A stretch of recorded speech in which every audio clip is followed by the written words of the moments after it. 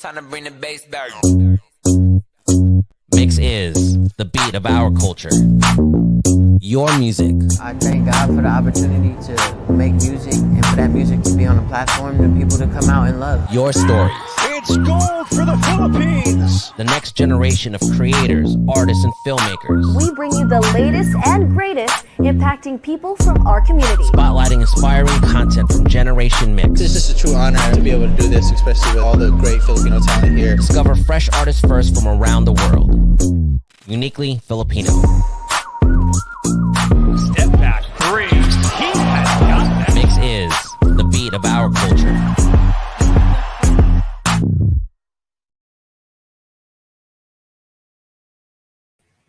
Hi everyone, welcome to this MYXclusive interview. I'm VJ IE from the #1 music channel in the Philippines, Mix.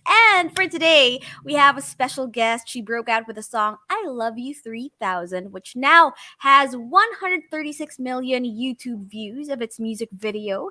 And this Asian American talent is back with a new EP called Oh To Be In Love. She will also be part of 88 Rising's Head in the Clouds Festival in LA this August. Please welcome Stephanie Poetri. Hi. Hi, welcome back, Stephanie. Thank you. Well, the last time we talked was back in December 2020, and so much has happened since then. For one, you were joining us from, I think, Indonesia that time. But right now, where are you right now? Which part of the world are you in? Yeah, I moved to LA to do music.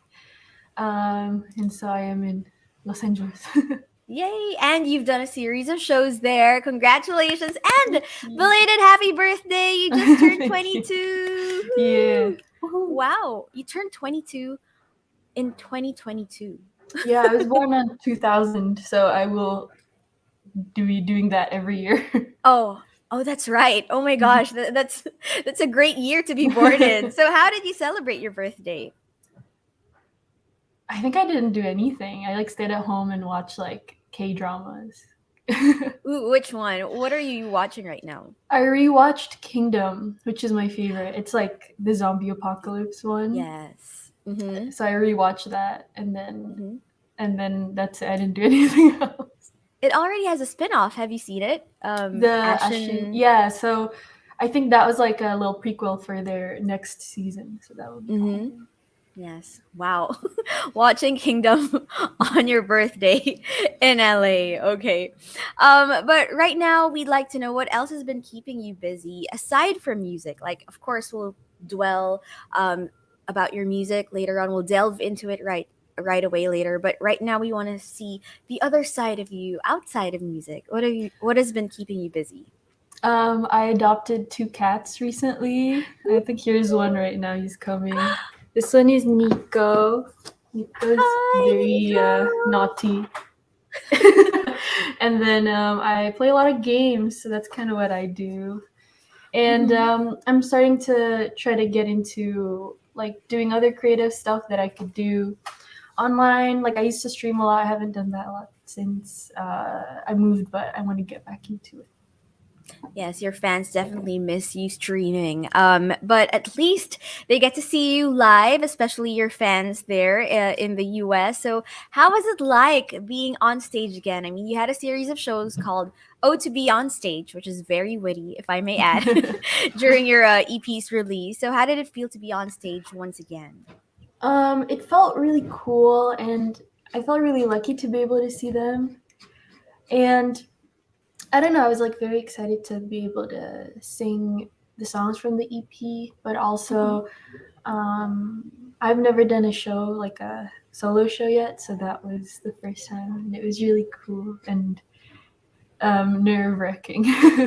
Yes, we did see your post a day before, and you were saying you were so nervous. So how was it like on the day itself? How did you overcome those nerves? I didn't. I just kind of I just went and did it, and then afterwards I felt a lot better. Well, what were the most memorable moments that you can remember during that live show? Weirdly enough, somebody in the crowd that I knew called my mom, and so my mom was like watching on call, and it was so funny because I would just see her like in the middle on like her phone. And yeah, I that was interesting. A lot of my friends also saw that in the crowd, and they were like, "Oh my god, we got teary too." I was like, "Yeah." I was just like, "What time did she have to wake up to be able to hop in?" Aw, shout out to that friend. Instead of using his or her phone to like record what's going on, he or she used it for your mom. That's so Yeah. sweet. Did you get to meet some of your fans in person, like backstage, or did you go out to Yeah, see I them? had a meet and greet. I also went in the crowd when I watched the openers because they're really cool. Their name is Sundial, and they're a duo, and they make really good music. But yeah, I had a meet and greet, and funny enough, I got these cats from one of the fans I met at the meet and greet because she Oh. like rescues cats, like a bunch of them, and so she had a couple that were like kind of waiting to be adopted. So I was like, let me have a look, let's test my allergies, and it wasn't too bad, so I was like, okay. And you got not just one, but two. So we've already met Nico. What's the Yeah, name of the other one? the other one is Luca's the more chill one.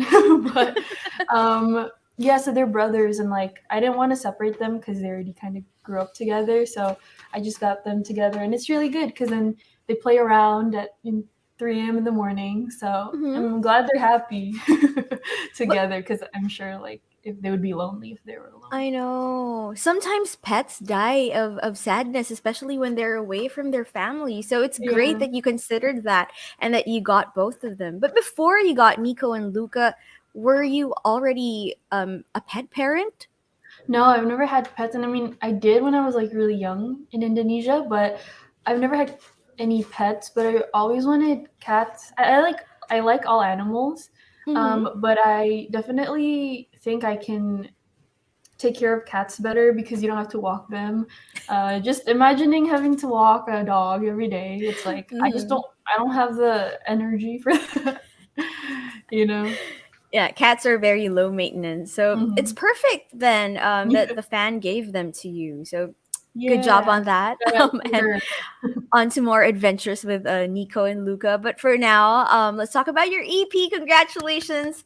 Oh, To Be in Love is now out. Can you tell us about this EP? Where did the theme come from? Yeah, so I wrote all of the songs kind of during like COVID and when I moved back here, and there was like a common thread where I just felt like I wanted more happy love songs on the Mm-hmm. radio. And I mean, I love a good breakup song, but I felt like there was so many, and I couldn't write a breakup song that could compete with any of them. And so I was like, I'll just be honest and like write how I feel. And a lot of the time, I feel like happy and just grateful. And, I feel a lot of love, and I wanted to put that in my music. And so I kind of took all of those songs and put it in an EP that showcases what it feels like to be in love for me. Mm-hmm. And you definitely chose the right title for it. Yeah. Like with just the title, we get an idea what we can expect from the EP, and it really does just that. Like when we listen to it, it makes us remember all of our, happy feelings when we were in love, especially Bad Haircut. It has that fairy tale-ish feeling, especially with the music video as well. So can you tell us about this song? Yeah, Bed Haircut was a song I wrote alone in my room. And then I sent it over to M Phases to produce out. He's this amazing producer. And yeah, I definitely want it to be a song about kind of, I used to like not really believe in love. And then, you meet someone that like changes your perspective on everything. And I want it to be that kind of love story-esque song. And yeah, I got Jake to hop on it, which was great. I think he has an amazing voice, and yeah, it was really fun recording it. He's very tall. He's a lot taller than I thought. He's like 6'7". I don't know what that is in centimeters, but probably over Really? 2 meters. 6'7"? Oh my I gosh. I I could not stand next to him because I felt like I was like not. I had to like stand on boxes to not make it weird. I was gonna ask, did you have to wear heels? But it's worse. You had to stand on like apple Yeah, boxes. Yeah, and because also we were on like dirt, and so if you wore Mhm. heels, it would just kind of sink in. So was that the first time you met him during the filming of the music video? Like in Yeah, person? yeah, in person. We've like had calls before to talk about the song and stuff, but that was the first time I met him in person. Ooh, that's why you were surprised. Yeah, I was like, wow. But let's talk about him being included in the track first. Like, why did you decide to contact him? When you were writing the song, did you initially really plan it for it to be a duet? No, so originally it was just a normal like solo song, but we definitely felt like not just the song, but the EP would probably need just somebody on it just to make it more exciting. And I really like Jake's song. This is what it feels like to fall in love, or this is what it feels like. This is what falling in love feels like. And I thought that Same actually like idea. was like a perfect fit. Yeah, Hmm. so we got into contact with his team, and he sent over a verse in like a couple days. So that was really cool. Ooh. Well, now that you got him on your track, like, are there plans on collaborating again? Maybe you can get on one of his tracks. I mean, I would love to. Um, so we will see. I mean, the thing is, I feel like he hasn't done a lot of music though. What's crazy is like if you look on his discography, he doesn't Mhm. have like an album yet or anything. So I think I'm just excited to see whatever he does, and if he ever needs me to hop on, I will always be down. Yay, at least your doors are open. So your fans can wait for something. We can expect something in the future, maybe. But for now, let's talk about your next single off of the EP. What are you planning to release next? I don't know yet.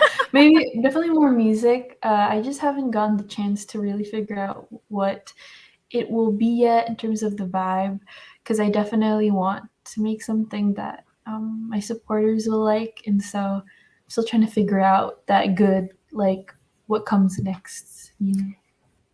Okay, well, let's talk about something that is already out, the music video for Bad Haircut. I know you're very hands-on when it comes to, the creative stuff, the visual stuff for your music as well. I remember you talking about how, you just wanted I Love You 3000 to be very low-key and everything. But for this music video, like, what was your idea for it? Tell us about the concept. I basically sent over this idea of like I wanted the music video to like really make it really feel like this song, and I think everybody agreed that like something very fairy tale esque would fit it. And also, I like wearing dresses, so I was like, however will fit me in a dress, I will accept the concept.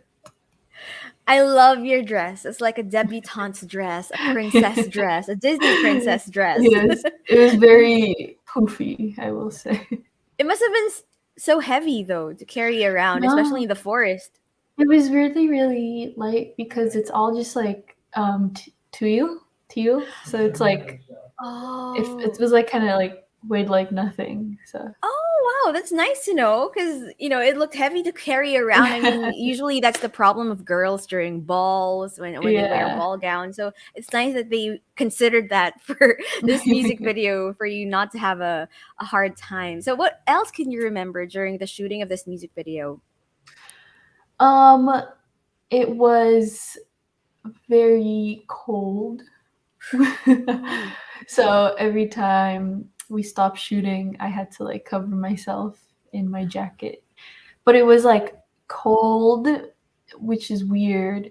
And I actually got lost on the way there. I like got dropped off kind of in the wrong place. And then I had to like, and there was no signal. And then I was like kind of crying. I was like, oh my God, what's going Oh on? my And then I found the place because, because I was like, oh my God, am I going to have to like hitchhike? Because I can't even order like a car service because I don't have a signal. God. Were you alone? Yeah. What? I think it was like I was just gonna meet everybody there, and then I was like, oh, I don't know where I am. It's fine, but we get through it. So It's fine, but then I cried. yeah, Where did you shoot the music video? In like the mountains in LA somewhere. Oh. I don't know. It was very far. I will say that. I don't remember where, but it was like an hour drive. Ooh. Which honestly in Indo it's like an hour drive is very close, but in LA I feel like Mhm. anything more than 20 minutes is kind of like a lot. We get you. Yes, it's the same here in the Philippines. Like Mm. an hour's drive here is like a 10-minute drive in the States. So No, yes, I we get know. you because of the traffic. But Mhm. wow, that's interesting to know. Thank you so much for sharing that story about the bad haircut music video. But now let's talk about your upcoming show. You performed at Head in the Clouds, LA last year. So right now you're performing again. How excited are you for this year's shows? Yeah, I mean, I can't wait to wear another dress. And Yay! then last time I performed Bad Haircut Mm-hmm. and the other songs weren't out yet, so I'm excited to do that. But I'm mostly excited to see the other performers. I think it'll be really fun to watch them. Oh, well, personally, I'm so excited for your mom to see you again. But Yeah. well, Maybe she'll hopefully, come or something. yeah. Especially since, of course, she's also in the music industry. I'm sure she's so proud of you. I just like to know what are your parents' thoughts about the rate you're going at right now, the successes you've been achieving, and you being away from home. Yeah, I mean, I think it's interesting because I'm like all of my siblings are still in Indonesia, so they get to see each other often. And so I'm the only one who's like too far to even like consider going for like a weekend. Because like Mm-hmm. going to the U.S. for a weekend from Indo, it's like just the flight itself is a whole weekend. um, so I think they're I miss them and I hope they miss me too. But I think at the end of the day, it's like uh, I'm very, very lucky to even do this. I think they're just happy for me. Mm-hmm. Well, hopefully they can fly there someday and see you perform live. And also, of course, we hope you can do a show here in the Philippines. So, um, what's the status on that? Are there any I'd plans love on you to to. do a show here?